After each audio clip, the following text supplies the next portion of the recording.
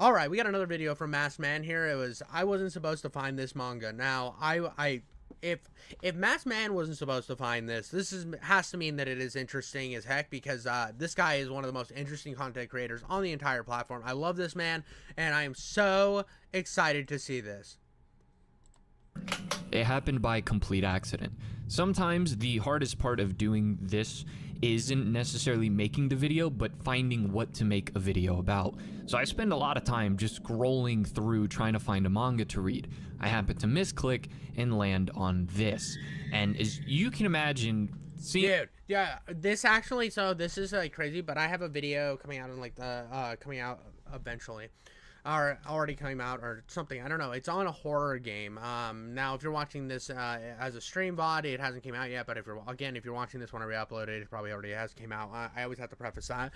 But there was this. I was helping a buddy do some research for a video that he was making, just because I was bored one afternoon, and I stumbled upon this horror game, and I ended up making an entire video about this like ZX Spectrum game. I didn't play it because I'm not fucking playing anything off of the ZX Spectrum, but I found it. And the art style was so impressive that I had to know more. So I know what he's going through here. Seeing your screen flash white and then this pop up on screen is a little odd, to say the least. It caught my attention for sure.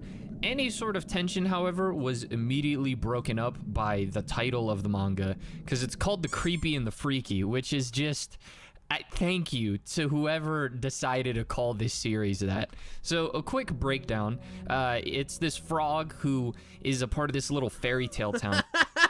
I did not expect the fucking frog, dude.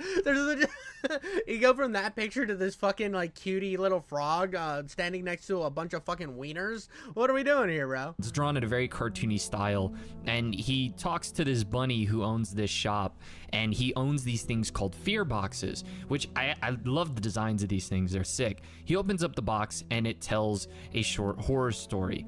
And these two start conversing about the horror story that has just been depicted. One talking about the nature of crows and this girl who likes to bury things, and then she confronts this creature that is also one of the funniest looking. Dude, that is sick.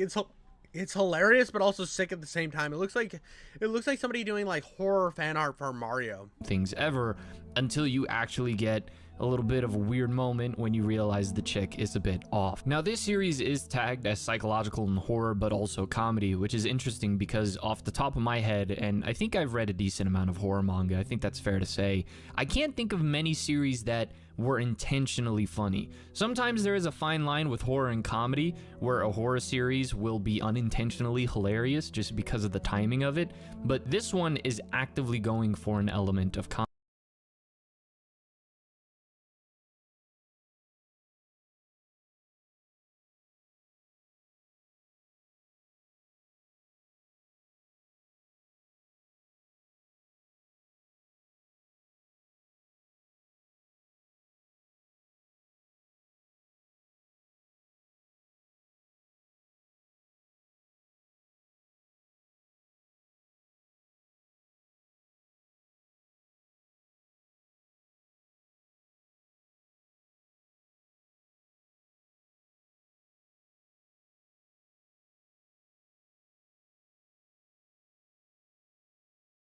And because of its intentional comedy, I mean, the title alone is funny as fuck enough, I do see this sort of either giving people an enhanced feeling of tension, making the horror moments stand out far more,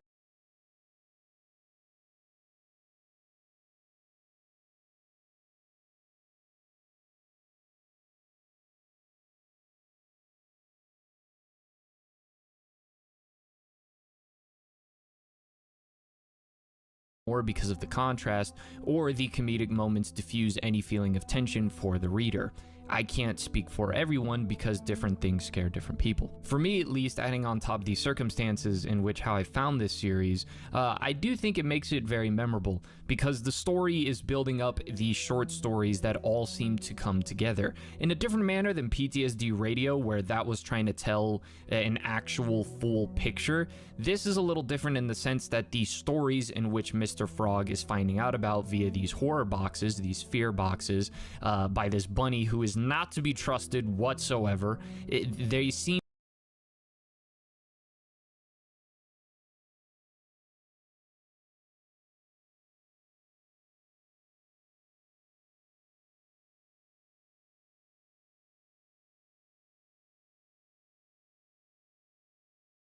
seem to be stories that are merging with his actual reality in this fairy tale land, leading to a lot of potential to where this series could go. As I think just within 5 chapters alone, this has managed to be one of the more memorable horror manga that I've read, and the art style goes a long way for it, given that even though I said the comedy might serve as a detriment for some and as major contrast to others, I do think the art style serves purely as contrast, given that the majority of the series looks the way that it does, and then when you get the climactic moments within the chapters, they stand out and they get quite engraved into your memory. The premise of the series, in regards to this weird-ass bunny selling fear, allows for a really cool blend of short horror stories and a long-term narrative with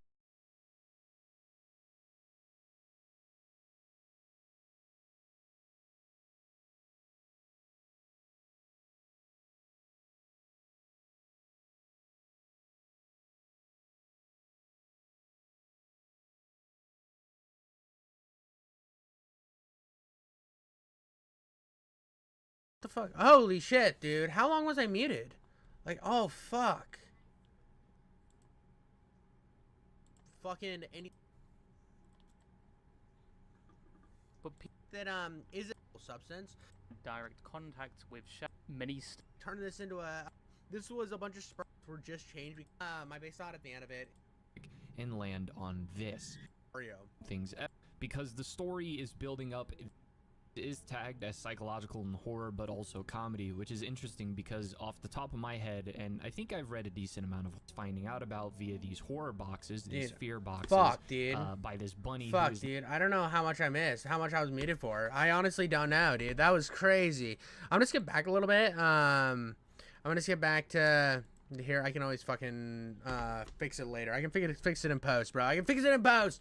God damn it. As different things scare different people. For me, at least, adding on top of these circumstances in which how I found this series, I do think it makes it very memorable because the story is building up these short stories that all seem to come together in a different. Here's something I was gonna say. I do love when a story is able to like encapsulate a bunch of different stories inside of a grander narrative. I mean, I think of some of like the analog horror like VHS, but also if you look at things like Trick or Treat, I really like when they can do a bunch of fucking one-offs inside of one big narrative. I think it's incredible. Even if they don't all attach to each other, I still think it's fun.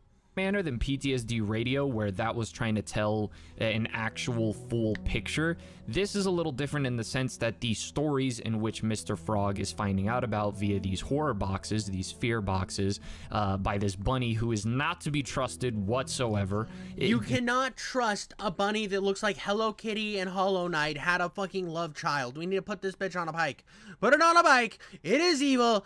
Look at that fucking nose. The nose looks like butt cheeks, which are here to fuck the humanity of souls. That's what we're doing. They seem to be stories that are merging with his actual reality in this fairy tale land, leading to a lot of potential to where this series could go. As I think just within 5 chapters alone, this has managed to be one of the more memorable horror manga that I've read, and the art style goes a long way for it, given that even though I said the comedy might serve as a detriment for some and as major contrast to others, I do think the art style serves purely as contrast, given that the majority of the series looks the way that it does, and then when you get the climactic moments within the chapters, they stand out and they get quite engraved into Bro, that's fucking gnarly, dude. See, this is what I was already noticing about this manga, like throughout its whole thing, is that's why I think the contrast works. It's where it takes a very cartoony and the comedy aspects, and then when it goes full horror, it goes to almost a much more realistic depiction, a much more detail and shit's going into it. So it's hitting that contrast notes where it needs to hit.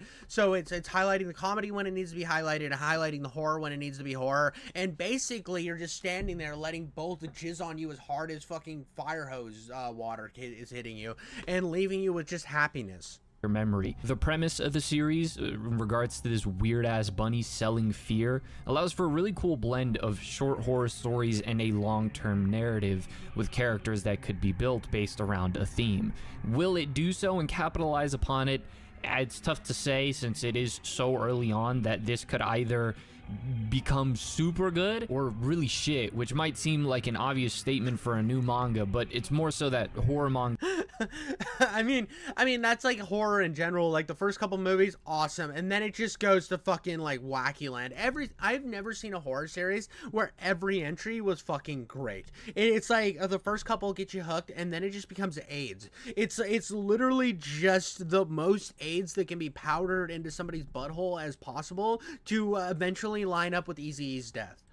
Specifically seem to come across very volatile. I hope it continues to build upon the layers that seem present already, as not only do you get these short stories and then the actual things going on in the fairy tale land, but it's connected by the bunny and the frog having conversations about what the purpose of the story even is and what feeling it was meant to evoke. It is almost like the bunny has this obsession with fear. I mean, obviously he owns a shop for it, but then to further seek... The bunny sits in a corner and jerks off to the movie The Terrifier for about 8 hours a day, and the rest of the time he runs a shop. Kind of a commentary about short horror stories in a horror manga. It's neat. I think that's a cool concept. Check it out though and let me know your thoughts. This has been The Masked Man. Hope everyone has a blessed rest of the day, and peace.